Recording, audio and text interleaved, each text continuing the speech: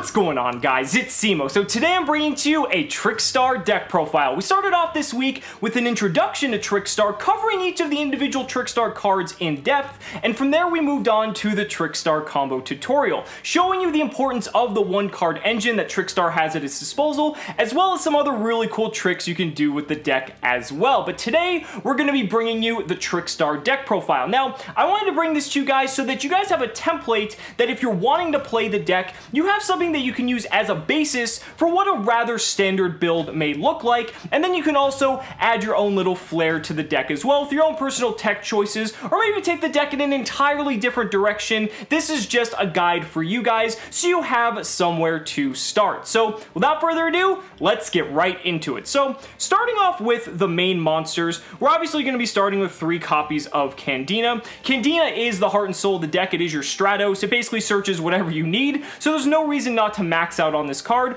Really not much else to say. We're going to pair that with 3 copies of Trickstar Licorice. Now, Licorice is amazing because it's basically going to be the biggest part of our burn engine that we're going to have at our disposal, obviously in tandem with stuff like Reincarnation as well, but there's no reason not to play this in multiple copies. It's good for being able to dodge forms of removal, and you can get Candina back into your hand, which is very, very important. It also helps with a couple OTKs, as we mentioned in the combo tutorial. Lastly, for the Trickstar monsters, 1 copy of Lilybell. In my personal opinion, you only need 1 copy of this card, although some builds that have done well at premier events have ran this card in 2 and sometimes even 3 copies, even though I think that's a little bit insane. But I personally like the 1. It's searchable. You really don't need more than that. But again, that's up to you if you want to opt to go for multiple copies. So that's it for the Trickstar monsters. Really nice and simple there. Moving on to the hand traps, because the hand traps are a very big component of this engine as well. 3 copies of Ash Blossom. Ash Blossom is arguably the best hand trap of this format, so I feel like it's mandatory to run 3 if you have them available. 3 copies of Droll and Lockbird. Now, this is good for 2 reasons. First of all, we have the Droll and Lockbird combo with Trickstar Reincarnation, so if we want to achieve that and pull it off as quickly as possible, because this is an unsearchable card, we want to max out on it so we have the highest potential of drawing it. Secondly, Spiral is currently the best deck of the format, and Droll and Lockbird, while it doesn't really stop Spiral completely, it basically gives you a turn where they're not going to be able to kill you or really do a whole lot other than that 1 search they're going to allow before dropping Droll and Lockbird. So in this particular meta, Droll and Lockbird actually serves dual purpose outside of just the specific Reincarnation combo, but it's still a good card nonetheless. Now, I'm also opting for 3 copies of Ghost Reaper and Winter Cherries. Now, this is solely a meta call. If you want to replace this with copies of Ghost Ogre, or maybe Psyframe Gear Gamma, or another card entirely, that's perfectly fine. The reason I'm going for Ghost Reaper is because I feel like it's the next best hand trap that this deck can run. Gamma is also arguably another good option in this deck as well, but compared to a deck like Spiral, it's not really the most ideal, I guess. Ghost Reaper kind of just deals with the problem. It allows you to get double Helix out of their extra deck, and that really slows the deck down a lot. Additionally, a card like Ghost Ogre and Snow Rabbit in the current meta is not the best card. It's really ineffective against a lot of the top matchups, like the Mirror Match, Spiral, as well as Pendulum Magician. Pendulum Magician arguably being the best instance, but that's still not very by a lot. So I would say that Ghost Reaper, in my personal opinion, is the next best hand trap that you can run, but again, that's totally up to you if you want to swap these slots out for something else. And rounding out the hand traps, we have the 1 Maxi as well, because it's only at 1, so we're going to opt to run it at 1.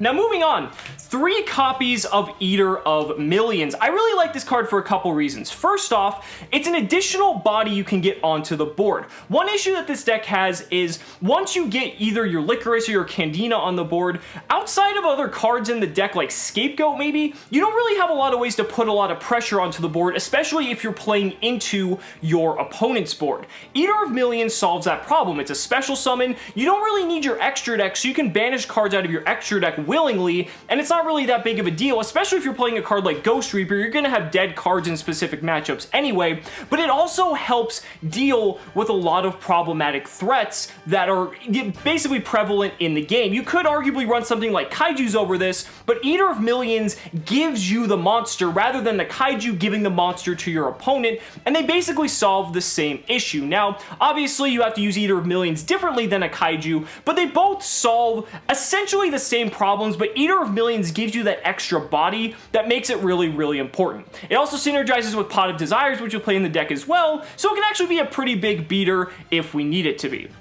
And then rounding out the monster lineup, we have one copy of Gofu. It's a good going first card, it's a good going second card. Really all around, the token production is good for Link monsters, and there's really no reason not to include it in this deck.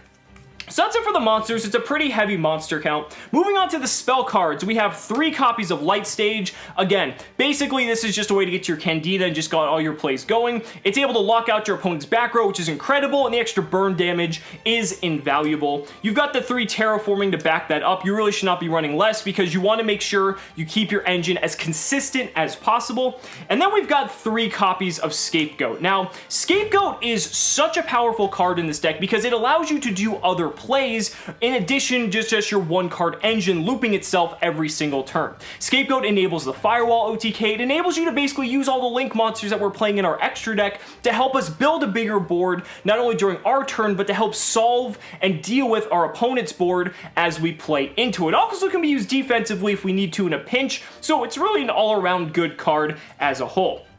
We're also using 3 copies of Cosmic Cyclone. I like the Cosmic Cyclone because it's good in pretty much every matchup, and also it just helps deal with cards that we really don't want to deal with. Spiral Resort, you can hit stuff in Pendulum Magicians, you can even hit like the Field Spell in the Mirror Match and really not feel too bad about it. Hell, you can hit a set reincarnation that your opponent might play in the Mirror Match knowing that's what it is, and then it's not only going to be off the field, but it's banished so they can't recur a monster from the graveyard. So I really like the spot removal in Cosmic Cyclone. I think it's very, very necessary and really just helps kind of simplify the game state, which is what this deck likes to play in best.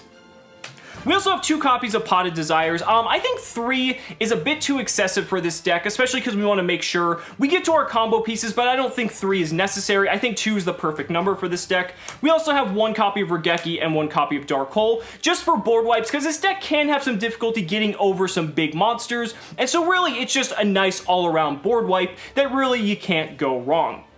So that's it for the spell lineup, and as for the trap lineup, it's nice and simple, 3 copies of Trickstar Reincarnation. Really, that's all you need because this is the best card in your deck. It's searchable, it's disruption, it's revival, like there's so many good things about this card, and honestly, because it's searchable and you don't really want to have other traps, because if you're going first, you're probably going to search this card, and if you're going second, maybe you don't want to have a ton of traps in your hand, so that's why just playing the 3 Reincarnation, in my opinion, is the best way to go. So that's it for the deck. It's a 40 card main deck. Now moving on to the extra deck. So we have 1 copy of Holly Angel. This is the only Trickstar monster we're playing in the extra deck because I feel it's the only one that's really necessary. You're not going to make this card too often, but there are some instances where you can make Holly Angel really big, and it might be good for just killing your opponent just if they have an extraordinary amount of life left over, or if you're going into time as well. There's our niche applications for her, so we do want to make sure we have her at 1 copy. We have 2 copies of Link Spider. This is obviously for the Gofu so that we have some tokens to make off of it. Then we have the Mrs. Radiant, which typically is what we're going to make with the 2 Link Spiders if the opportunity presents itself. 1 copy of Proxy Dragon, just a generic Link 2 monster, nothing else really to it. 1 copy of Akashic Magician. Now, this is a really good card because if our opponent plays a monster in the extra monster zone, or excuse me, in the zone next or across from the extra monster zone that we can easily get rid of by Akashic's bounce effect, this is a really good option to make. Sometimes your opponent might play a Spiral Sleeper there and not realize that it can get Akashic and you can capitalize on their misplay. So zones do matter, and Akashic can be very good if your opponent misplays in that way. Moving on to Link 3's 1 copy of Decode Talker, helps us get over big monsters. 1 copy of Ningirsu, this is in here because it allows you to do something with the Gofu going second and allows you to play into your opponent's board and deal with some annoying threats that the deck really can't out otherwise. 1 copy of Firewall, this is for the Firewall OTK. It also can come up in another few just very rare instances, but mainly it's for the OTK. And 1 copy of Borolo Dragon, because if you can make Borolo Dragon, or if your opponent has a Borolo Dragon, you're going to want yourself your own Borolo Dragon. Now moving on, we have one copy of Ancient Fairy. This is for the Ancient Fairy Gofu combo that I demonstrated in the combo tutorial. One copy of Baguska, because sometimes you need to stall out your opponent, so Baguska is fine, especially since Candina is level 4. It's pretty easy to make. And the last 3 cards, I'm just playing 3 Cherries targets. We have a Double Helix, we have a Dragon Buster, and a Psyframe Lord Omega. Now the deck can actually make Omega naturally with Gofu plus Licorice, so that also has some additional synergy there.